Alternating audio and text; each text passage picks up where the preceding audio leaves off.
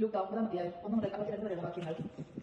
അപ്പോസ്തലന്മാരെ അയക്കുന്നു. അവൻ 12 പേരെയും വിളിച്ച് സകല പിശാചുക്കളുടെയും മേൽ അവർക്ക് അധികാരവും ശക്തിയും കൊടുത്തു. അതോടൊപ്പം രോഗങ്ങൾ സുഖപ്പെടുത്താനും ദൈവരാജ്യം പ്രസംഗിക്കാനും രോഗികളെ സുഖപ്പെടുത്തുന്നതിനായി അവൻ അവരെ അയച്ചു. അവൻ പറഞ്ഞു, യാത്രയ്ക്ക് വടിയോ സഞ്ചി ഒപ്പമോ പണമോ ഒന്നും എടുക്കരുത്, രണ്ടെടുപ്പ് ഉണ്ടായിരിക്കരുത്. നിങ്ങൾ ഏത് വീട്ടിൽ പ്രവേശിക്കുന്നു അവിടെ താമസിക്കുക, അവിടെ നിന്ന് പുറപ്പെടുകയും ചെയ്യുക. നിങ്ങളെ സ്വീകരിക്കാതിരുന്നവരുടെ പട്ടണത്തിൽ നിന്ന് പോകുമ്പോൾ അവർക്കെതിരെ സാക്ഷ്യത്തിനായി നിങ്ങളുടെ കാലിൽ കൂടി തട്ടിക്കളയും. അവർ പുറപ്പെട്ട ഗ്രാമങ്ങൾ തുറന്നിട്ട് സഞ്ചരിച്ച് സുവിശേഷം പ്രസംഗിക്കുകയും എല്ലായിടത്തും രോഗശാന്തി നൽകുകയും ചെയ്തു. ഫെറോദോസിന്റെ ഉത്കണ്ഠ സംഭവിച്ചതെല്ലാം കേട്ട് ഫെറോദോസ് രാജാവ് പരിഭ്രാന്തനായി. എന്നാൽ യോഹന്നാൻ മരിച്ചതിൽ നിന്ന് ഉയർപ്പിക്കപ്പെട്ടിരിക്കുന്നുവെന്ന് ചിലരും ഏലിയ പ്രത്യക്ഷപ്പെട്ടിരിക്കുന്നുവെന്ന് മറ്റു ചിലരും പണ്ടത്തെ പ്രവാചകന്മാരിൽ ഒരുവന് ഉയർത്തു വന്നിരിക്കുന്നുവെന്ന് വേറെ ചിലരും പറഞ്ഞിരുന്നു. ഫെറോദോസ് പറഞ്ഞു, ഞാൻ യോഹന്നാനെ ശിരസ് ഛേദനം ചെയ്തു. പിന്നെ ആരെക്കുറിച്ചാണ് ഞാൻ കാര്യങ്ങൾ കേൾക്കുന്നത്? അവൻ ആരാണ്? അവനെ കാണാൻ ഫെറോദോസ് ആഗ്രഹിച്ചു.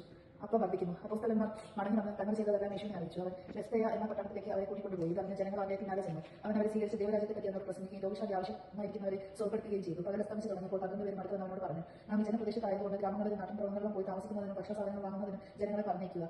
അവൻ പ്രതിവദിച്ചു, നിങ്ങൾ അവർക്ക് ഭക്ഷണം കൊടുക്കുകയും.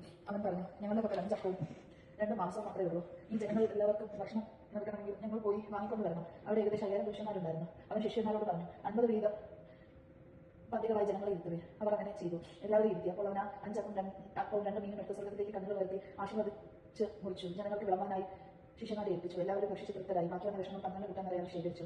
പത്രോസിന്റെ വിശ്വാസ പ്രഖ്യാപനം. ഒരിക്കൽ അവൻ തനിയെ പ്രാർത്ഥിക്കുകയായിരുന്നു. ശിഷ്യന്മാരും അവന്റെ കൂടെ ഉണ്ടായിരുന്നു. അപ്പോൾ അവൻ ചോദിച്ചു, ഞാൻ ആരാണെന്ന് ജനങ്ങൾ പറയുന്നത്? അവൻ മറുപടി നൽകി, ചിലർ സ്നാപകനാണെന്നും ആരാണെന്ന്, മറ്റു ചിലർ ഏലിയ എന്നും, വേറെ ചിലർ പൂർവ്വ പ്രവാചകന്മാരിൽ ഒരാൾ എഴുന്നേൽക്കുമെന്ന് പറയുന്നു. അപ്പോൾ അവൻ ചോദിച്ചു, ഞാൻ ആരാണെന്നാണ് നിങ്ങൾ പറയുന്നത്? പത്രോസ് ഉത്തരം നൽകി, നീ ദൈവത്തിന്റെ ക്രിസ്തുവാണ്. പീഡാനുഭവ ഉദ്ധാനവും മുന്നോട്ട് വചനം. ഇക്കാര്യം ആരോടും പറയരുതെന്ന് കർശനമായി നിരോധിച്ചതിന് ശേഷം അവൻ അരുളി ചെയ്തു, മനുഷ്യപുത്രൻ വളരെയേറെ സഹിക്കുകയും ജനപ്രമാണങ്ങളുടെ പ്രമുഖന്മാർ നിയമജ്ഞർ എന്നിവരെ തിരസ്കരിക്കപ്പെടുകയും വിധിക്കപ്പെടുകയും 3-ാം ദിവസം ഏൽപ്പിക്കപ്പെടുകയും ചെയ്തിരിക്കുന്നു. അവൻ എല്ലാവരോടുമായി പറഞ്ഞു, ആരെങ്കിലും എന്നെ അനുഗമിക്കാൻ ആഗ്രഹിക്കുമെങ്കിൽ അവൻ തന്നെ കൈവച്ച് അനുദിനം തന്റെ കുരിശിൽ എടുത്തുകൊണ്ട് എന്നെ അനുഗമിക്കട്ടെ. സ്വന്തം ജീവൻ രക്ഷിക്കാൻ ആഗ്രഹിക്കുന്നവർ അത് നഷ്ടപ്പെടുത്തും. എന്നെ പ്രതി സ്വജീവൻ നഷ്ടപ്പെടുത്തുന്നവർ അതിനെ രക്ഷിക്കും. ഒരുവൻ ലോകം മുഴുവൻ നേടിയാൽ തന്നെ നഷ്ടപ്പെടുത്തുകയും നശിപ്പിക്കുകയോ ചെയ്താൽ അവൻ എന്ത് പ്രയോജനം? ഒരുവൻ എന്നെക്കുറിച്ച് എന്റെ വചനങ്ങളെക്കുറിച്ച് രചിച്ചാൽ അവനെക്കുറിച്ച് മനുഷ്യപുത്രൻ തന്റെ പിതാവിന്റെയും വിശുദ്ധ ദൂതന്മാരുടെയും മതത്തിൽ വരുമ്പോൾ ലജ്ജിക്കും. എന്നാൽ ദൈവരാജ്യം കാണുന്നതിന് മുമ്പ് മരിക്കുകയില്ലാത്ത ചിലർ ഈ നിൽക്കുന്നവരുടെ ഇടയിലുണ്ട് എന്ന് സത്യമായി ഞാൻ നിങ്ങളോട് പറയുന്നു. യേശു രൂപാന്തരപ്പെടുന്നു. അവനിത് പറഞ്ഞിട്ട് ഏകദേശം 8 ദിവസങ്ങൾ കഴിഞ്ഞു പത്രോസ്, യോഹന്നാൻ, യാക്കോബ് എന്നിവരെ കൂട്ടിക്കൊണ്ട് പ്രാർത്ഥിക്കുവാൻ മലയിലേക്ക് കയറി പോയി. പ്രാർത്ഥിച്ചുകൊണ്ടിരുന്നപ്പോൾ അവന്റെ മുഖഭാവം മാറി, വസ്ത്രം വെണ്മയോടെ ശോഭിച്ചു. അപ്പോൾ 2 പേർ മോശെ ഏലിയയും അവനോട് സംസാരിച്ചുകൊണ്ടിരുന്നു.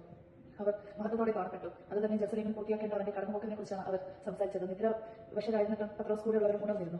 അവൻ അവന്റെ മഹത്വം ദർശിച്ചു. അവനോടുകൂടെ നിന്ന ഇരുവരെയും കണ്ടു. അവർ പിരിഞ്ഞു പോകുമ്പോൾ പത്രോസ് യേശുവിനോട് പറഞ്ഞു, ഗുരു, നാം ഇവിടെ ആയിരിക്കുന്നത് നല്ലതാണ്. ഞങ്ങൾ 3 കൂടാരങ്ങൾ ഉണ്ടാക്കാം, ഒന്ന് നിനക്ക്, ഒന്ന് മോശയ്ക്ക്, ഒന്ന് ഏലിയായ്ക്ക്. ഞാൻ എന്താണ് പറയുന്നതെന്ന് അവൻ തന്നെ നിശ്ചയമില്ലായിരുന്നു.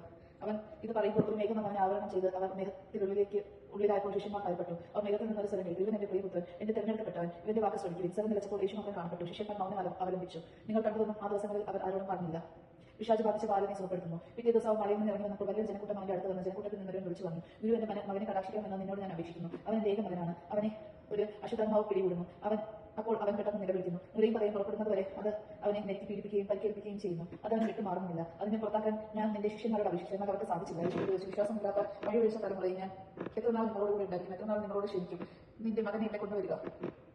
യേശുവിന്റെ അടുത്തേക്ക് വരുമ്പോൾ തന്നെ പിശാച് അവനെ നിലത്ത് പീഡിപ്പിച്ചു. യേശു അശുദ്ധാത്മാവിനെ ശാസിക്കുകയും കുട്ടിയെ സുഖപ്പെടുത്തുകയും പിതാവിനെ ഏൽപ്പിക്കുകയും ചെയ്തു. ദൈവത്തിന്റെ മഹത്തായ ശക്തിയെക്കുറിച്ച് എല്ലാവരും അത്ഭുതപ്പെട്ടു. പീഡാനുഭവത്തെക്കുറിച്ച് 2-ാം പ്രവചനം. അവന്റെ പ്രവൃത്തികളെക്കുറിച്ച് എല്ലാവരും വിസ്മയിക്കുകയെ അവൻ ശിഷ്യന്മാരോട് പറഞ്ഞു, ഈ വചനങ്ങൾ നിങ്ങളിൽ ആഴത്തിൽ പതിയട്ടെ. മനുഷ്യരുടെ കൈകളിൽ ഏൽപ്പിക്കപ്പെടാൻ പോകുന്നു. അവർക്ക് ഈ വചനം മനസ്സിലാക്കാൻ കഴിഞ്ഞില്ല. അവർക്ക് മനസ്സിലാക്കാൻ സാധിക്കാത്ത വിധങ്ങൾ അത്ര നിഗൂഢമായിരുന്നു. അതേപ്പറ്റി അവനോട് ചോദിക്കാൻ അവർ ഭയപ്പെട്ടു. ആരാണ് വലിയവൻ? തങ്ങളിൽ വലിയവൻ ആരാണ് എന്ന് അവർ തർക്കിച്ചു. അവരുടെ ഹൃദയവിചാരം പറഞ്ഞ് യേശു ശിശുവിനെ അടുത്ത് നിർത്തി അവരോട് കൂടെ പറഞ്ഞു, എന്റെ നാമത്തിൽ ഈ ശിശുവിനെ സ്വീകരിക്കുന്നവനും എന്നെ സ്വീകരിക്കുന്നു, എന്നെ സ്വീകരിക്കുന്നവൻ എന്നെ അയച്ചാനെ സ്വീകരിക്കുന്നു. നിങ്ങൾ ഏറ്റവും ചെറിയവൻ ആരോ അവനാണ് നിങ്ങളുടെ ഏറ്റവും വലിയവൻ. നിങ്ങൾക്ക് എതിരില്ലാത്തവൻ നിങ്ങളുടെ ഭാഗത്താണ്. യോഹന്നാൻ പറഞ്ഞു, ഗുരു, നിന്റെ നാമത്തിൽ പിശാചുക്കളെ പുറത്താക്കുന്ന ഒരാളെ ഞങ്ങൾ കണ്ടു. അവൻ ഞങ്ങളോടൊപ്പം നിന്നെ അനുഭവിക്കുന്നത് കൊണ്ട് ഞങ്ങൾ അവനെ തടഞ്ഞു. യേശു പറഞ്ഞു, അവനെ തടയേണ്ട, എന്നാൽ നിങ്ങൾക്കെതിരില്ലാത്തവൻ നിങ്ങളുടെ ഭാഗത്താണ്. സമരിയക്കാരുടെ തിരസ്കാരം.